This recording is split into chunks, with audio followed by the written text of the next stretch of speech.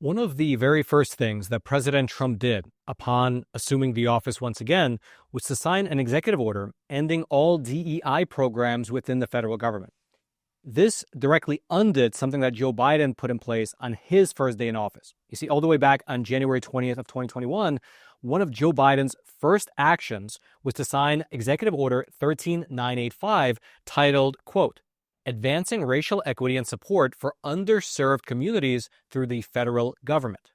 This innocuous enough sounding directive ordered the entirety of the executive branch of the U.S. government to set up DEI goals and DEI initiatives.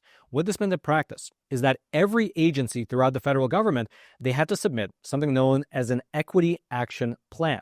These equity action plans, they detailed how that particular agency was going to further DEI objectives, usually by setting up quotas, DEI offices, hiring DEI quote-unquote experts, and so on.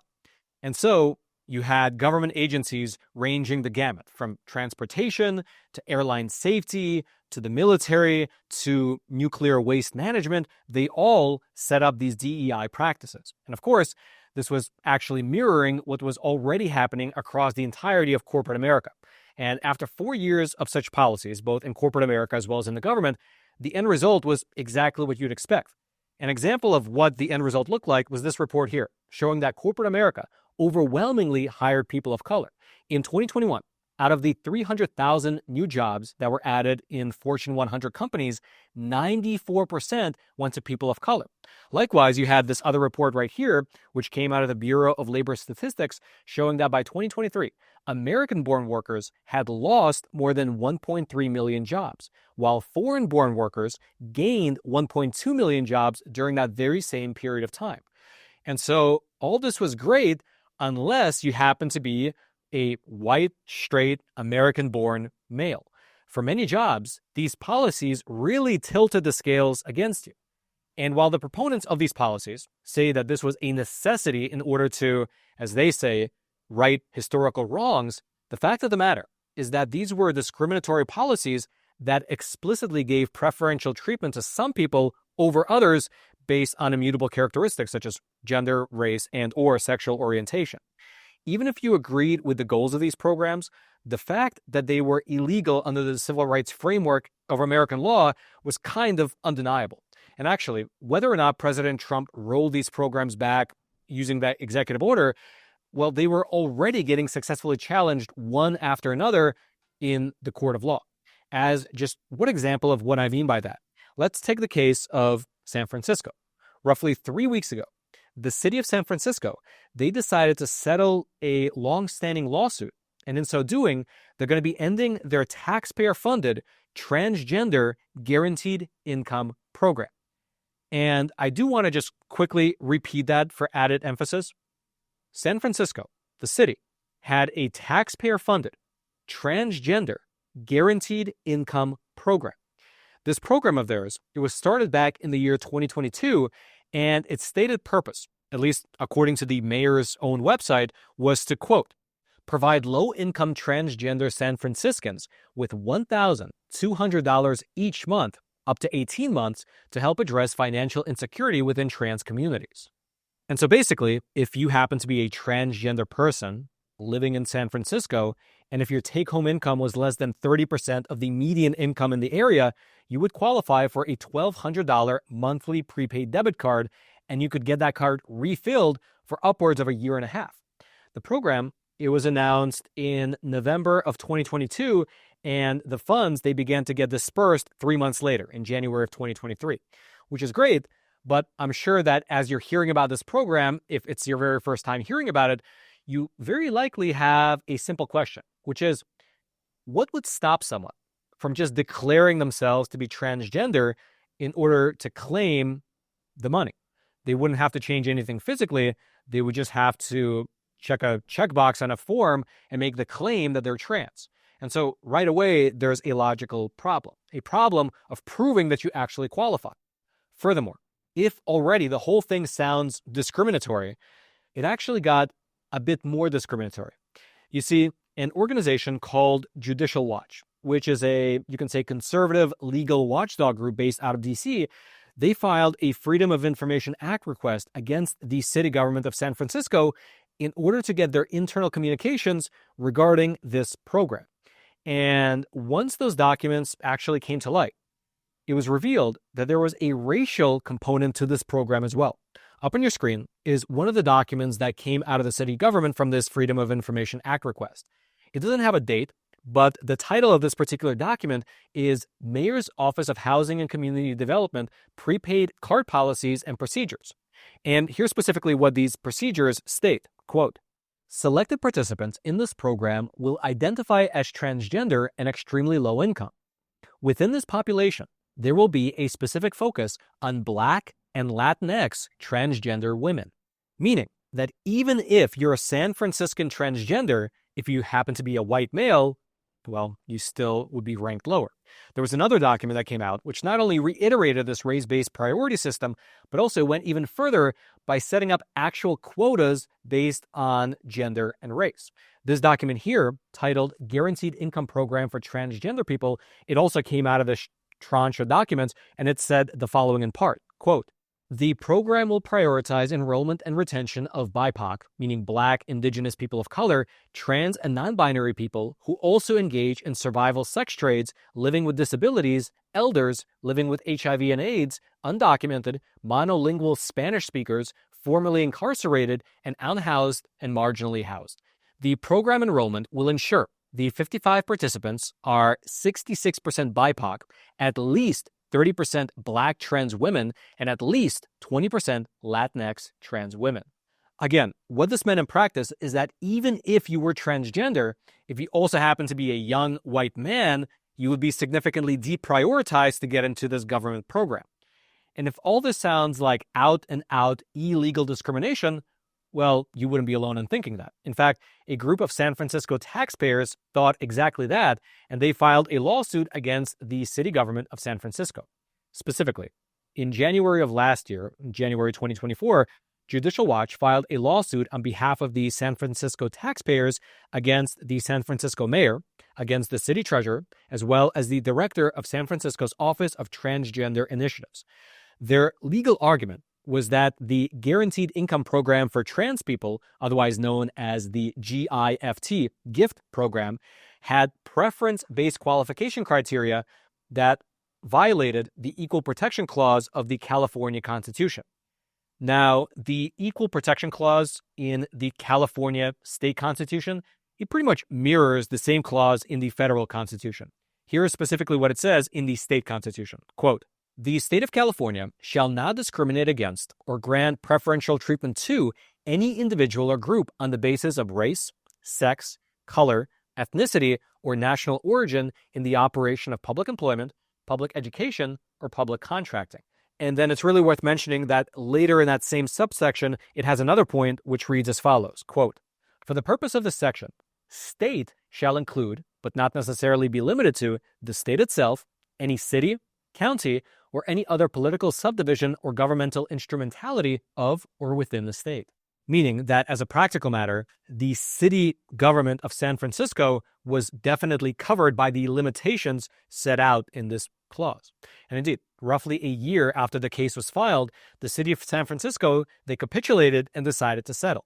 The settlement agreement was made public. You can see it up on your screen for yourself. And basically, what the government agreed to were the following three terms. Firstly, they agreed to cover the taxpayers' attorney's fees and related costs, which amounted to roughly $3,250. Secondly, the city will discontinue their guaranteed income program. And then lastly, the San Francisco city government, they agreed to not create any new programs of this type, meaning that after this settlement, they can't just go and create a new program with a new name, but that still had the very same eligibility criteria. Basically, the program is dead.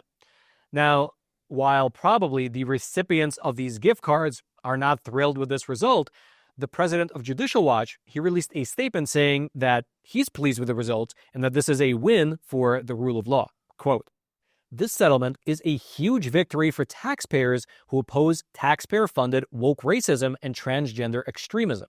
This settlement agreement puts a stop to the illegal use of taxpayer money to hand out free cash to transgender individuals based on race and sex in blatant violation of California's Constitution.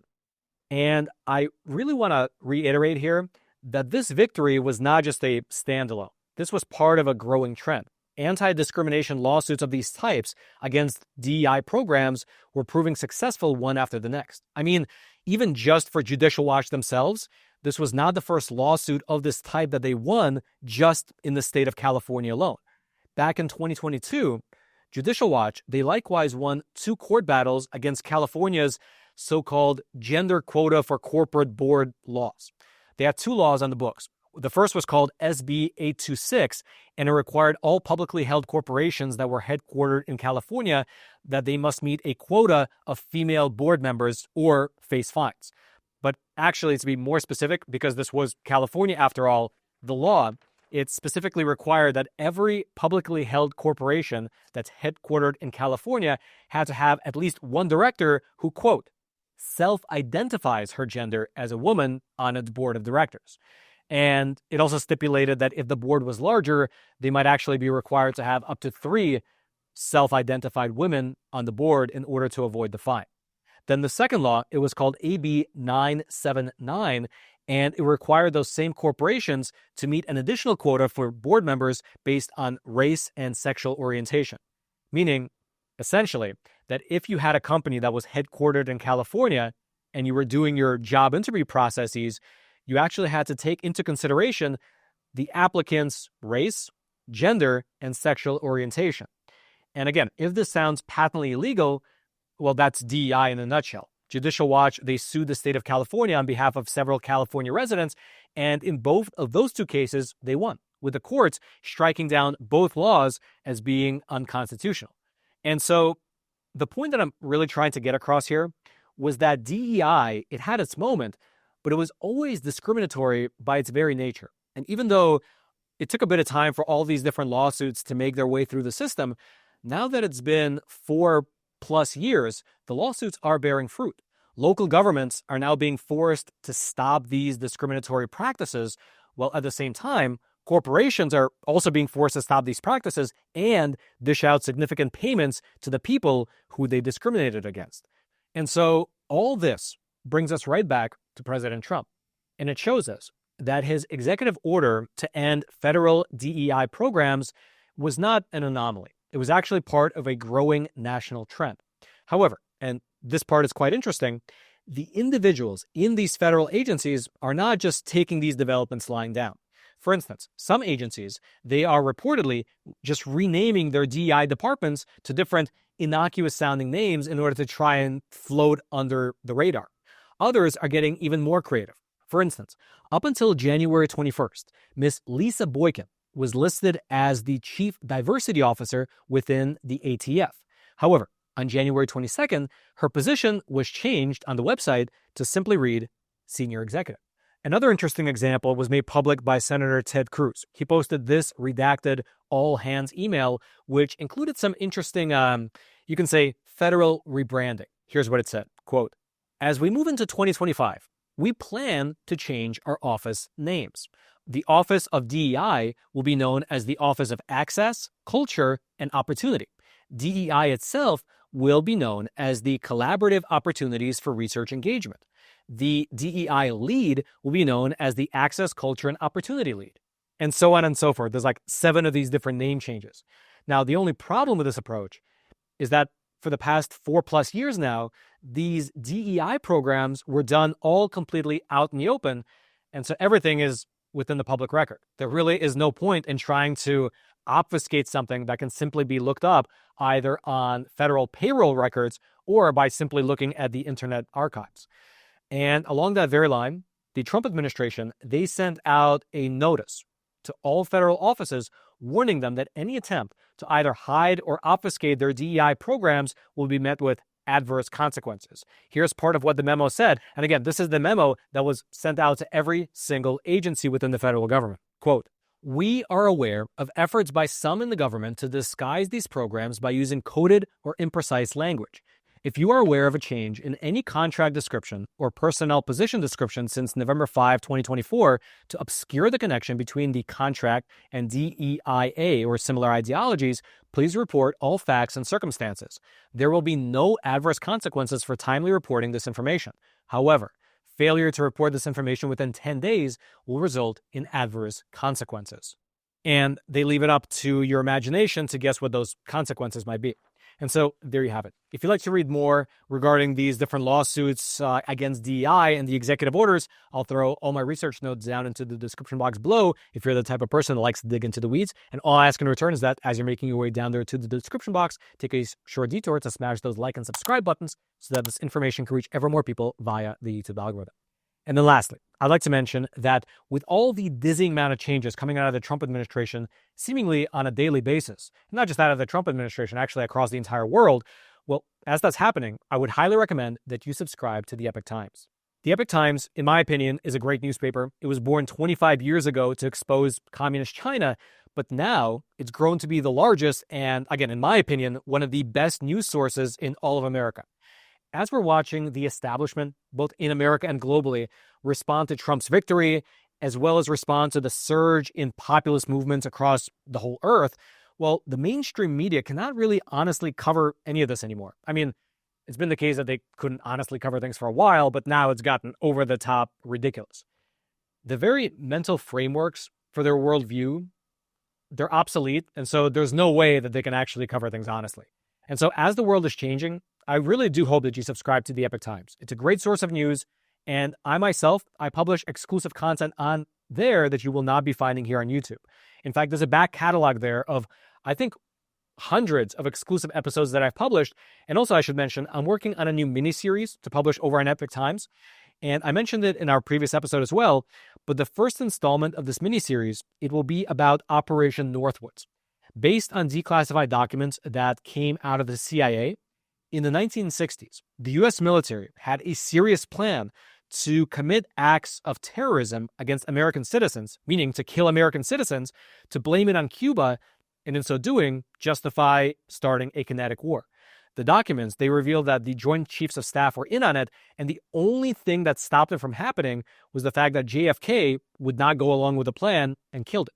And so, because Trump is about to release the remainder of the JFK assassination files, I think this is a perfect first episode to do in anticipation of what is about to be revealed in those docs and those videos and those audio recordings that might be coming out. And so that's all to say, if you appreciate solid content that treats you as an intelligent person and doesn't dumb things down and try to coerce you into thinking in a certain way, well, try the Epoch Times. I'll throw a link in the description box below. Just click on that link and join me and the literally over 1 million Americans who are on Epoch Times getting their news, discussing it. And yeah, it's a lot of fun over there. I hope you join us, and I hope that you become a subscriber. And then until next time, I'm your host, Roman from the Epoch Times. Stay informed, and most importantly, stay free.